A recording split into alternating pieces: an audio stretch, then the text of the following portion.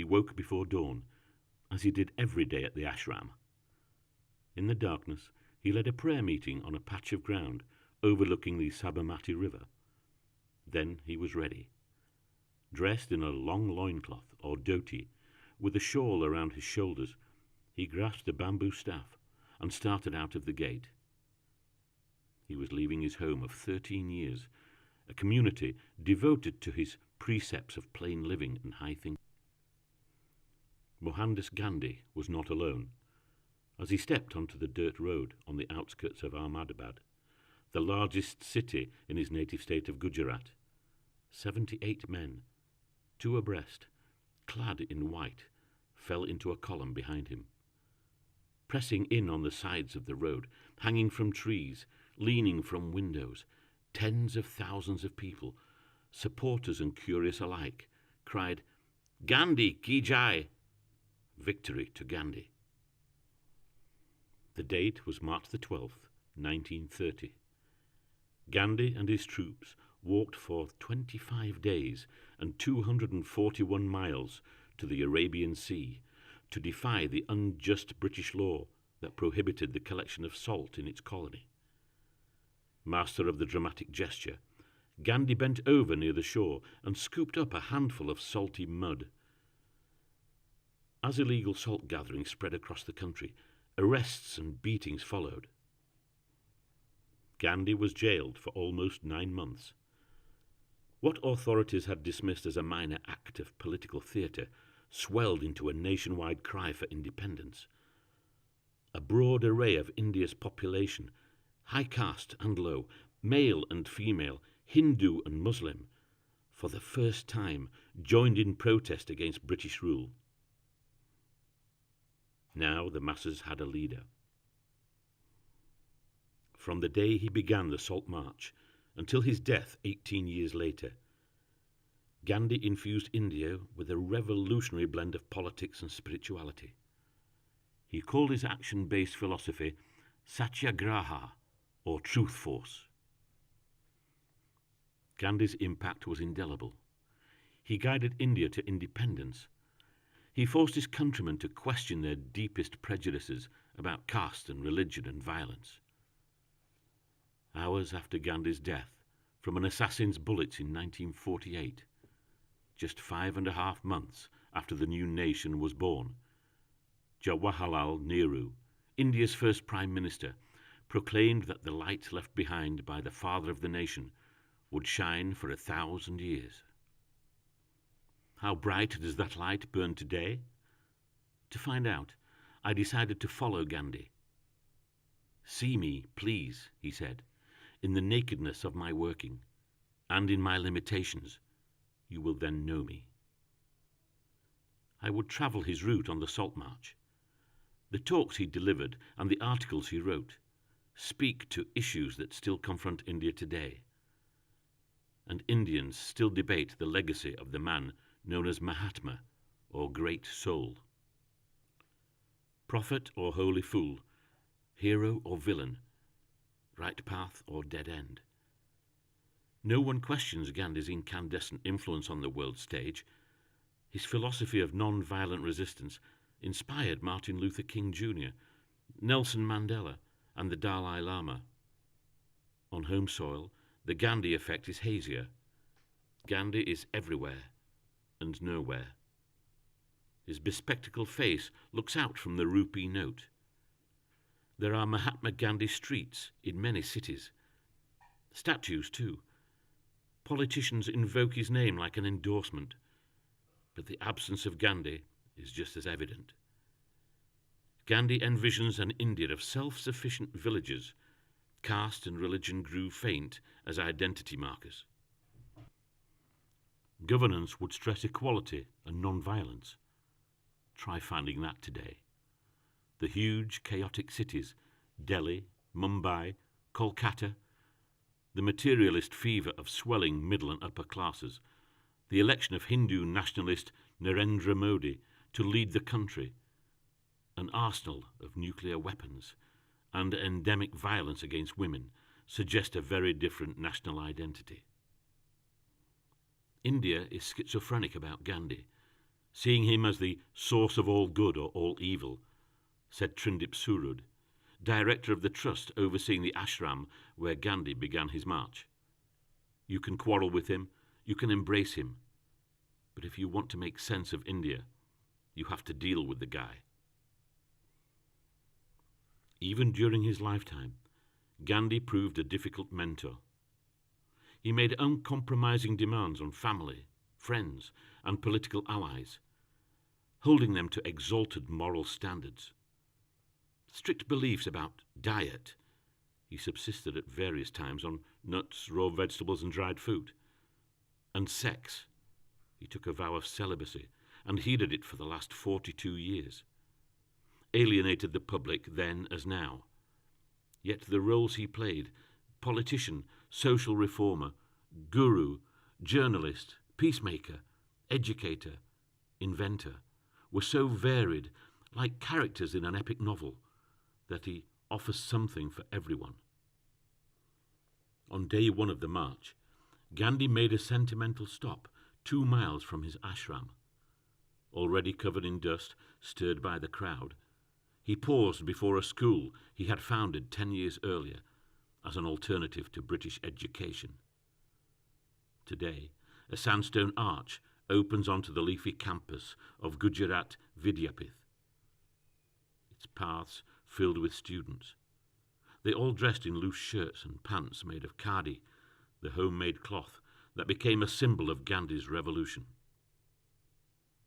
Standing for the rejection of British goods and the revival of traditional industry. It's safe to say that students on other campuses in India are not wearing khadi, which roughly means hand-woven, snubbing it as unstylish.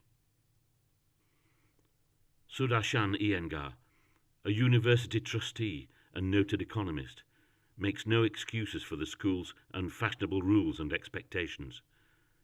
Here we train students in heart, hand and head, in that order, he said, sitting on the floor wearing white khadi.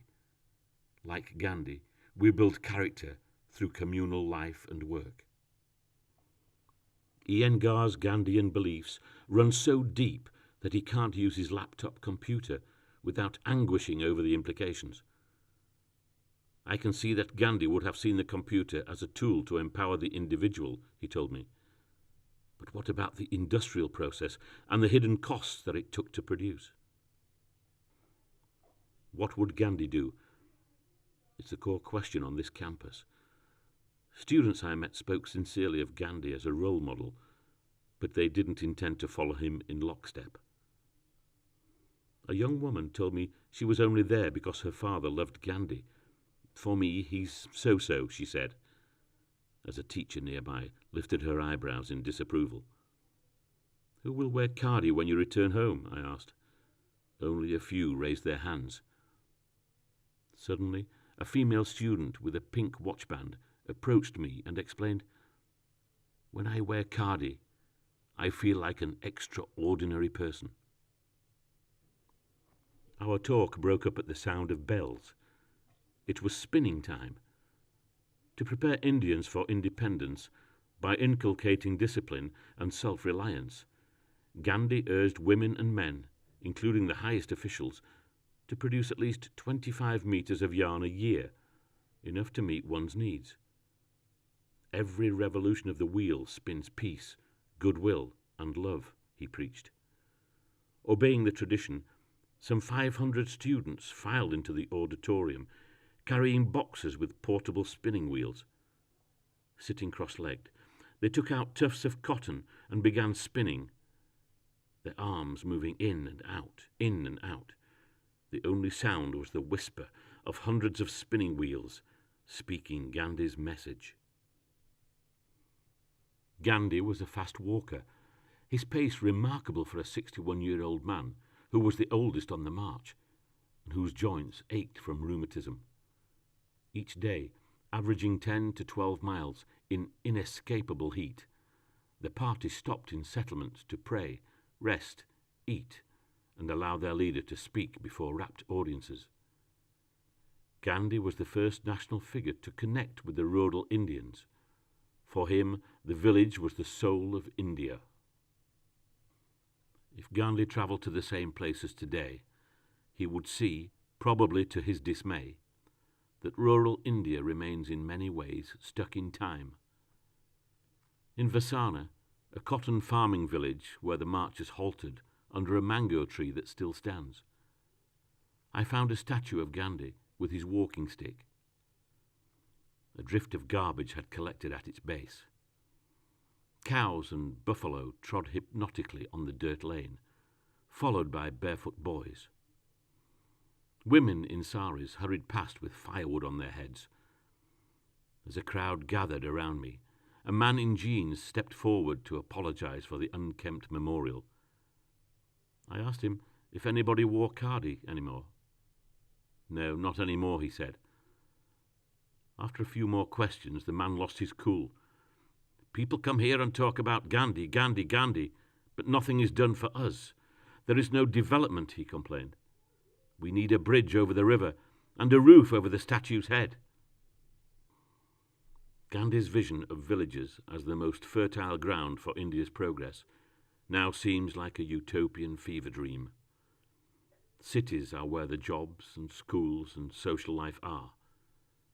Urban problems, pollution, crime, overcrowding, traffic dominate the national conversation.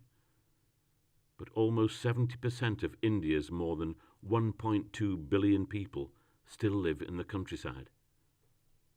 For Gandhi, a Hindu deeply influenced by the life of Jesus Christ, the highest calling was to go among the poor and feed them first and then feed ourselves. He appealed for volunteers to live in villages and bring change. Some still hear the call. 5 years before I met him, Thalkar, a quiet young man, always dressed in khadi, moved to Pendhamali, a scattering of mud-walled homes strung along a dry riverbed in western India. A graduate of Gujarat Vidyapith, he had committed to 2 years of unpaid rural development work. He wasn't totally gung-ho. I knew there was a chance I would get beaten up and pushed out, he said. Pelkar moved into a room without water or electricity. To fit in, he cut his hair and learned the local dialect. For months he battled loneliness and questioned his worthiness. In his room, he hung a grainy photo of Gandhi. What would Gandhi do? The question weighed on him like a bag of stones. Today, the portrait hangs prominently in Pelkar's new home, a once-abandoned house he fixed up. Sitting on the floor with his wife, Snehan, and his son, AJ, Pelkar, after some prodding, listed his accomplishments. He had revived the dairy, sparing women a 12-mile walk to buy milk. He had put women in charge of its accounting and testing. He had encouraged parents to send their children to school.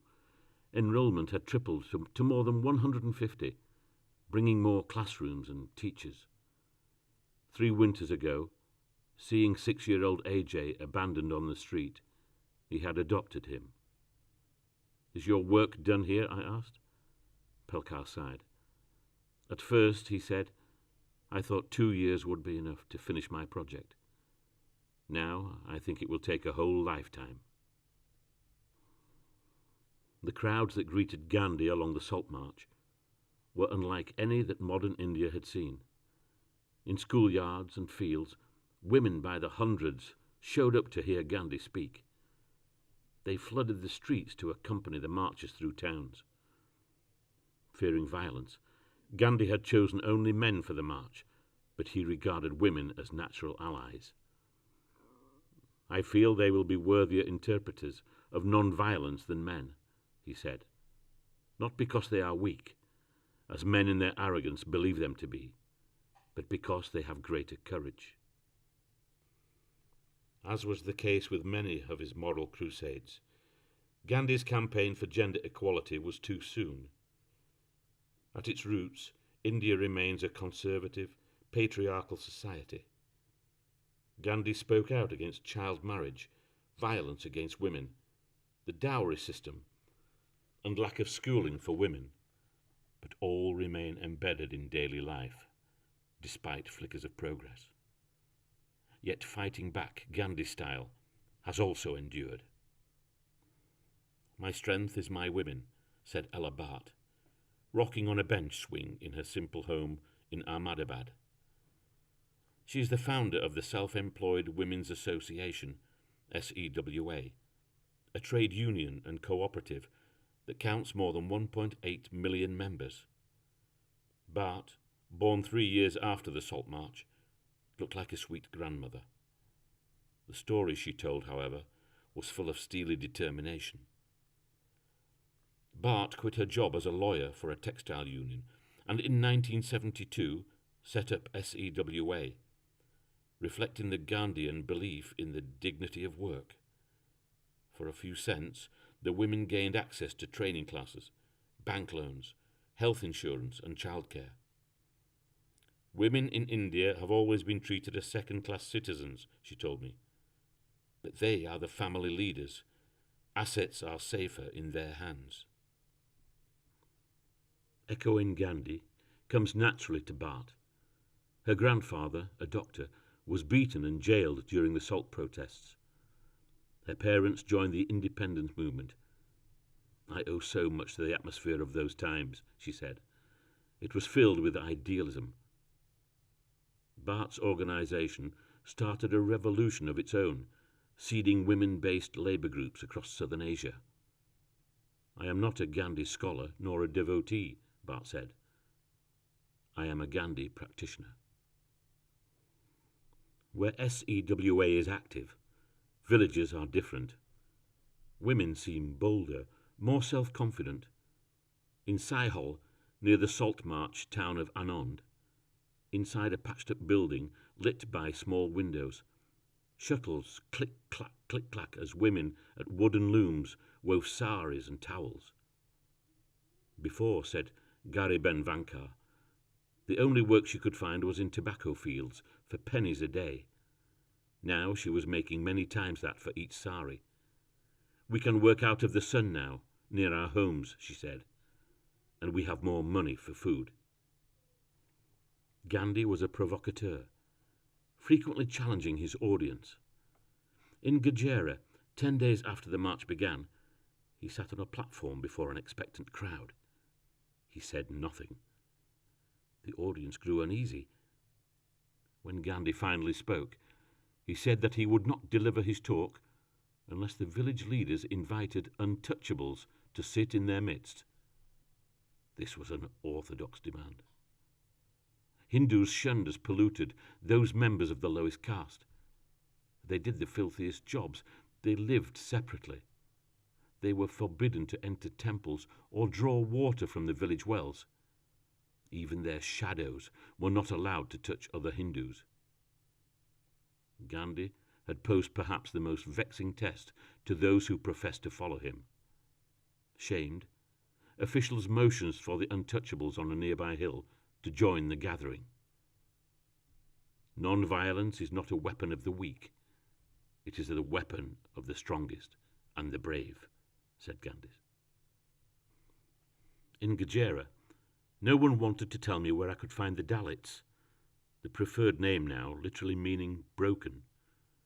Finally, I asked a poorish-looking person in sight, a sun-beaten woman carrying a jug of water on her head. She pointed to a cluster of blue-painted homes off by themselves. It was her neighbourhood. Residents came out to greet me, excited to talk to an outsider. Life has improved since Gandhi's visit. In earlier times, we had to bring our own cups to tea shops, said a woman. And when we brought grain to a house of a higher caste, they sprinkled water on the ground afterwards to purify it. Their economic status, though, has hardly changed. The bottom caste townspeople remain poor. Like most Dalits who comprise 1 in 6 Indians, most older adults in Gujarat work in the castor bean fields.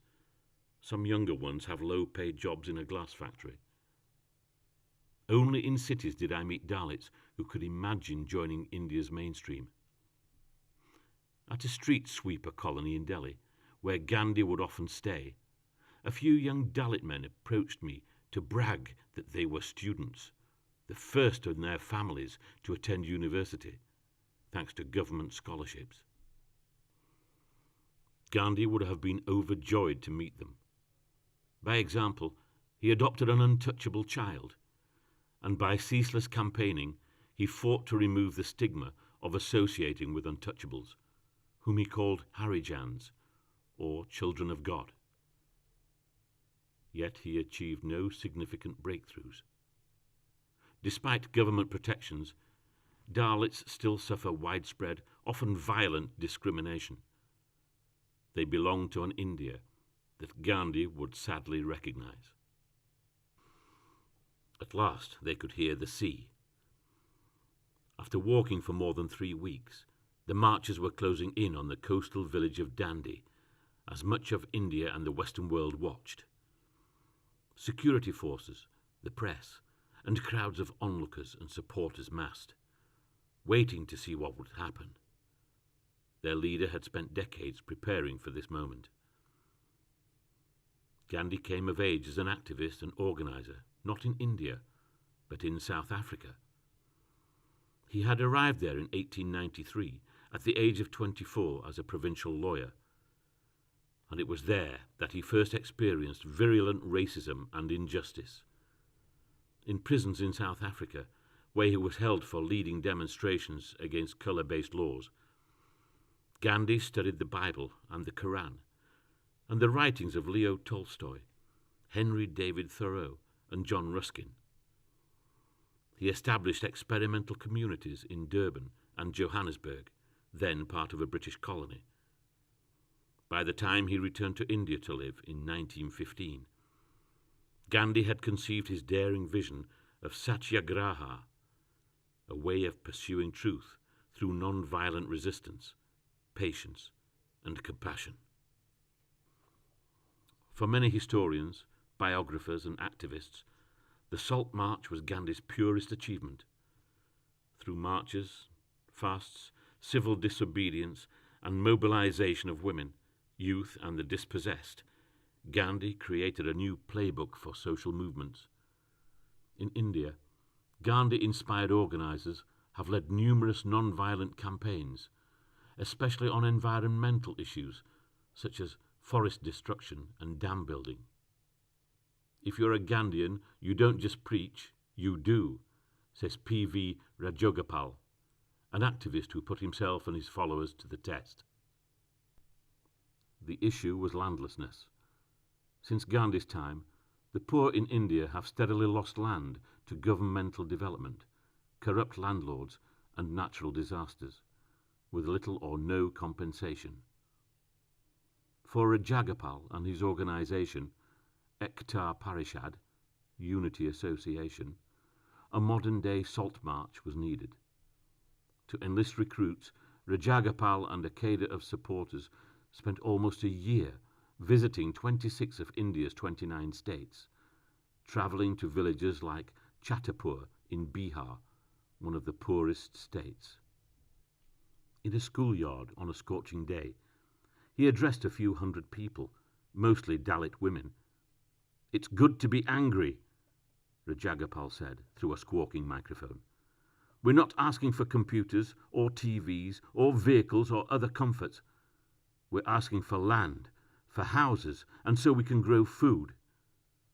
We've waited long enough. Who will join me on a march to Delhi?" Hands shot up. Rajagopal, a short man with greying hair, who moved swiftly between charmer and firebrand, bowed his head in thanks. As his SUV bumped down a narrow dirt road between villages, Rajagopal explained that he was tapping the best part of Gandhi.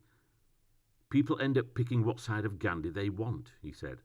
"I pick the radical side, not the Gandhi of prayer and meditation, but the fighting Gandhi. Bring back the Gandhi who fought against injustice and oppression." Rajagopal also wants to bring back the Padyatra, or foot march. "Walking is a message," he said. "You're challenging yourself, your comfort, your body, and it's a spiritual act. Your moral power gets stronger and stronger as you go. 6 months later, the message stretched for miles on a road leading to Delhi. Tens of thousands walked 3 abreast. The disciplined marches started at first light. By mid-afternoon, after covering about 10 miles, they stopped under the shade of bushes and trees to eat their one meal of the day, lentils and rice. "We have nothing left to lose," a woman from Bihar said fiercely. "These days on the road are nothing compared to our struggles at home." Mohandas Gandhi broke the law in the early morning of April the 6th, 1930, in Dandi near the sea. The man called Bapu, or father, by friends and strangers, bent over and pulled up a handful of muck. By the day's end, hundreds of supporters had done the same. Across India, over the next months, others joined in, illegally manufacturing salt from the sea faster than the police could confiscate it. The Salt March did not topple British rule. Independence would come 17 years later, but it cracked the foundations. It's difficult to recreate the scene. The contours of the coast have changed, and the spot where Gandhi picked up salt is now dry ground. Finding Gandhi in a rapidly changing India is also not easy, nor should it be. When have visionaries, with their demands and ideals, ever dwelled comfortably in the mainstream? But as I looked for Gandhi, seeking him amid the clamour and complexity of urban and rural life, I found him. His spirit of defiance, high-minded and tough-natured, animates campaigns against corruption, rape, caste violence and slum clearances.